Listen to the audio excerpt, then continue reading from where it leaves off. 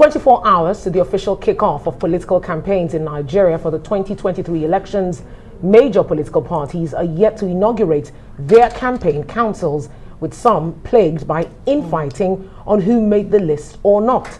There's also a call for Nigerians to focus more on developmental messages and not be distracted by divisive messages, especially on social media. Well, let's deepen that discussion clearly right now as Idaya Hassan, Director, Center for Democracy and Development, West Africa, joins us here in the studio. And from Lagos, we have Oluwole Osaze Uzzi, a former INEC Director of Voter Education. Because you want to take this away? Yes, indeed. Let me start with you, Idaya Hassan, right here in the studio with us.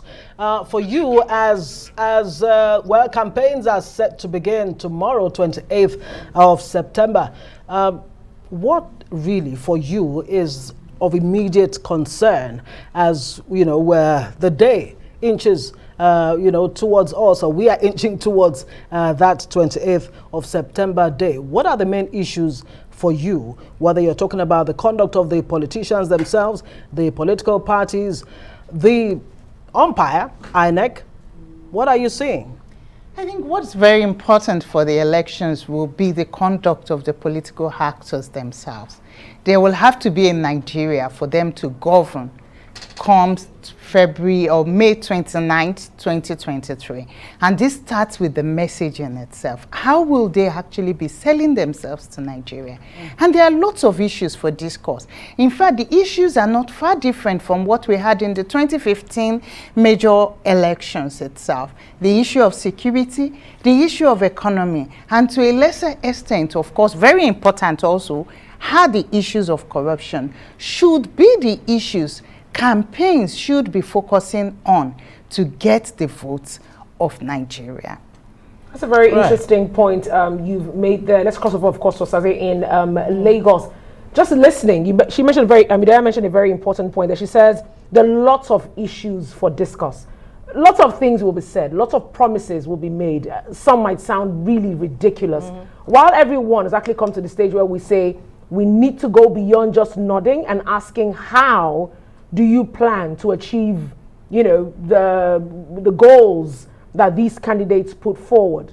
My question is, do you think it's about time in this campaign season to do things a little bit differently? For instance, ensuring that all political candidates reach out, okay, to their constituencies by ensuring they attend debates, because this is where the real issues are discussed and the ridiculousness takes a back seat. What do you think?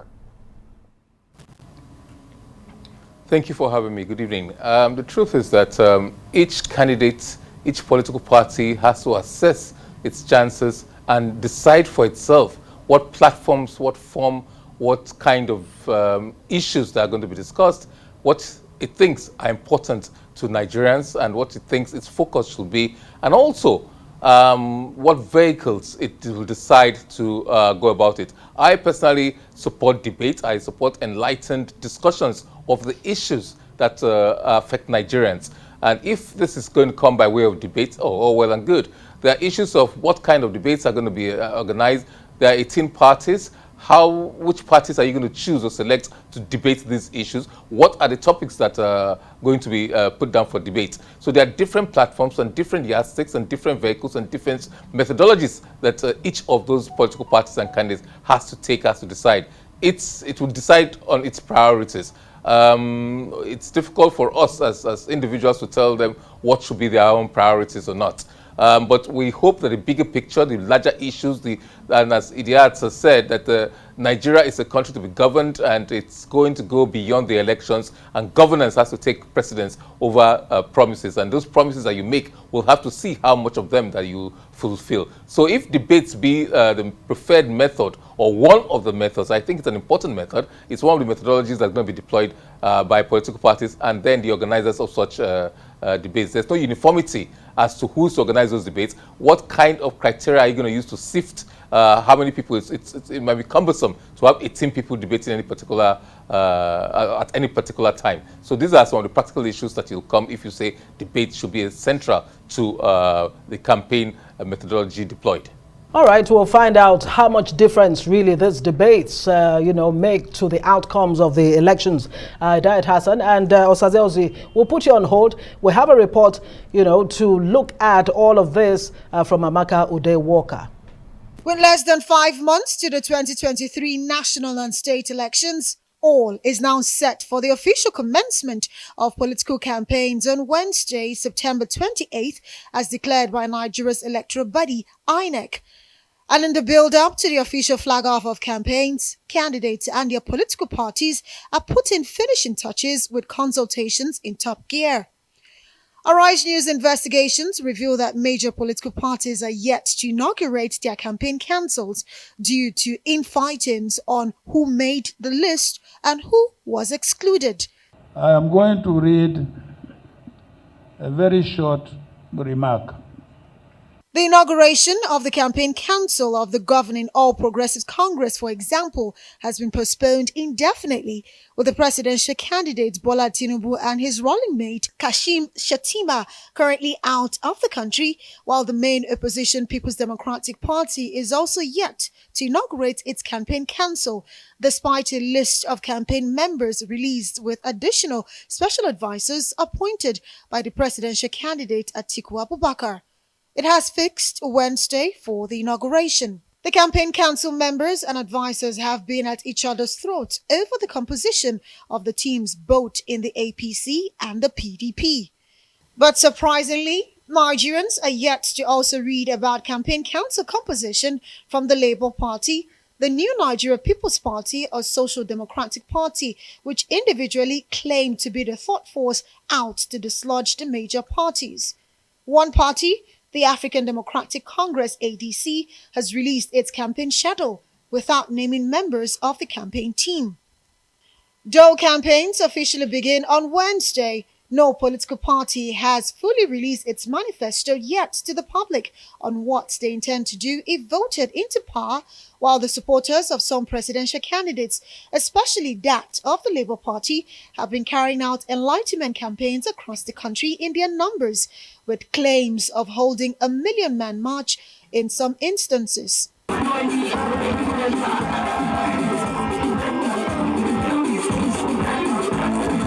But in the run-up to the campaigns, some politicians, their supporters and political parties have shown signs of digressing from issue-based campaigns to launch personal attack on opposing parties and candidates based on religion, ethnicity, and other sentiments, especially on social media. In recent times, the social media space has been characterized by such statements like these ones found on Instagram. Over and beyond comments seen as hate speech, it's also in the way and manner some of the supporters engage in online bullying and cast aspersions on opponents while trying to project a right image of their principle to the detriment of others. The microblogging site Twitter also have some of such vile rhetoric targeting opponents through posts, pictures, videos, and memes. With several misleading information, this information of fake news being shared on other social media platforms like Facebook and WhatsApp. There is a call by electoral experts for journalists to fact-check politicians, their supporters, and political parties, hold them to account in accordance with Section 22 of the 1999 Constitution as amended to avoid online and offline propaganda that could further unsettle Nigeria's internal security. Media practitioners are also being urged not to allow their platforms be used to instigate violence by favoring particular candidates. Amaka Ude Walker, Arise News. All right, apparently there's so much to unpack, and like we say in this part of the world, all hands must be on deck. It's not only INEC, it's not just the politicians, it's not anyone else. It's everyone that has to, buy in to ensuring that these elections come and go peacefully. Diet Hassan is still very much with us, and Osaze Uzzi. Diet, let me bring in, a major aspect of Maka Ude Walker's report there. What's your assessment really of other parties? While you look at that, the issue of fake news, hate speech, disinformation, misinformation, and all of that, how badly can it affect these elections if not checked? And how do you even check it? How do you curb it without infringing on the constitutionally guaranteed rights to free speech, freedom of expression, and all of that? Oh, thank you very much. I think for analysts, we've come to a end where we've realized that elections are no longer determined by what happens on that polling day. People's minds are already rigged by the time they go to vote. And disinformation does a lot of things. One, it is actually used to glorify candidates when they start talking about this, what they've not even done. They get copywriters to write it, and people start thinking that way. It's used to delegitimize opposing parties. It's used to divide people. And if you look at these elections we are having, two things are defining. Ethnicity and religion are playing a overtly huge role. And somehow disinformation and hate speech helps in bringing this to bear. In fact, it's been weaponized, and it's the most effective means of winning elections in Nigeria. If you read the CDD report in 2019, we had what we call sorting fact from fiction, where it was even used to suppress votes. So people in opposition stronghold, they just make it look as if it is so violent, and the supporters will not be able to vote, to go out and vote, because they're actually afraid of violence. And this is just one means. Even the use of WhatsApp in the 2019 elections and other forms of influencing, data-driven strategy. In fact, what has happened is the old world horses have been replaced by the new, which is the use of social media and disinformation to actually squeeze elections. Now, there are important rules. There is a difference between freedom of expression, freedom to receive and impart, than disinforming. The Cybercrimes Act is very, very clear on it.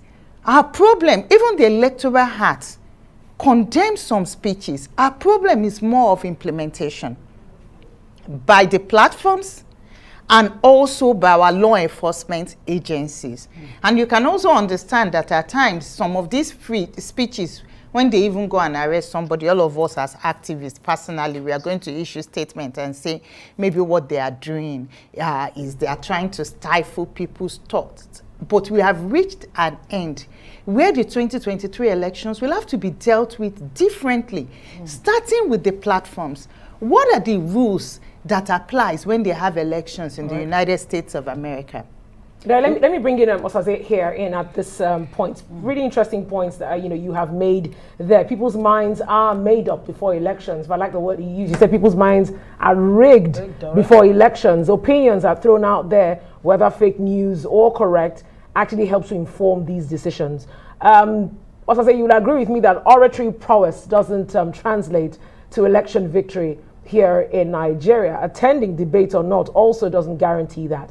Now, when you say debates are just one platform, by which these candidates can inform or interact with the electorate, let's understand what else is available to us, to electorates rather. At what point can we ensure that mistakes are not made? At what point do we put these candidates to a test?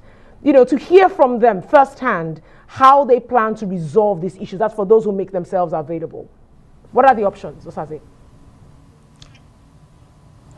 Well, you've mentioned one, debates is just one of those options. Well, debates are restricted in the sense that guidelines are set by the organizers of the debate and questions are limited to specific issues. And usually in debates, there isn't necessarily enough time to interrogate all the issues or the major issues that can come. At most, you have probably 2 hours or something like that. And in any case, when you talk of debates, don't forget that it's not only the presidential elections that will take place. There's the National Assembly elections. 109 senatorial seats are up for grabs. 369 House of Representatives, and more than 993 state assemblies. So how many debates are you going to have? And there's viewer fatigue likely to come with too many debates. People like to go for rallies, although sadly, observing rallies, you'll discover that a lot of issues are not really being discussed. They bring a musician, a popular musician, and they sing choruses, sing songs, bring gifts for people who attend such rallies. It's difficult to get major policy discourse at such places.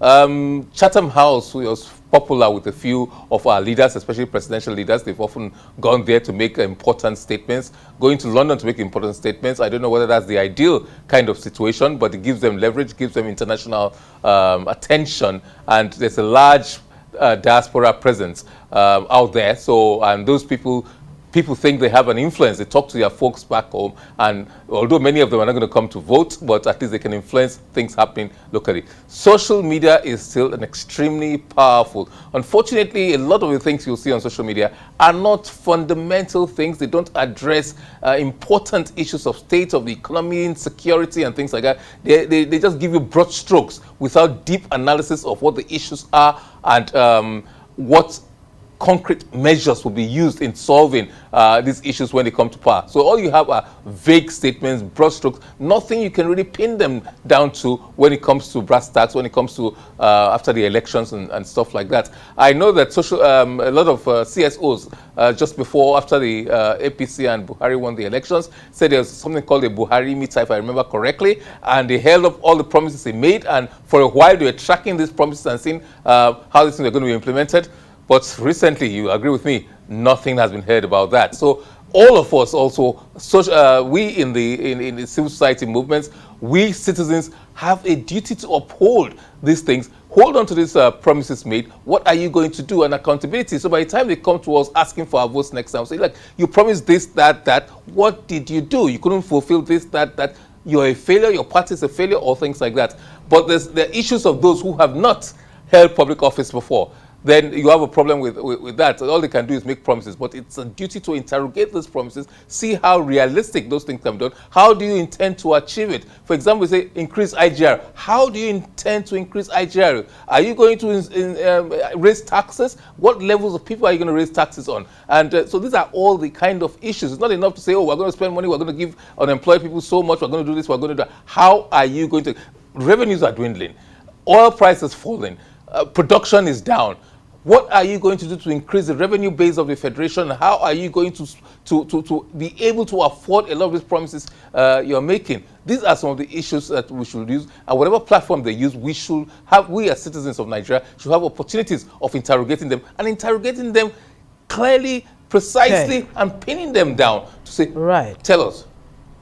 We want to know. Tell us the how. Thank you very much. Dayat Hassan, Director, Center for Democracy and Development, West Africa, with us here in the studio. And Oluwole Osaze Uzzi, former Director of Voter Education, INEC. Thank you, both of you, for joining us on Newsnight.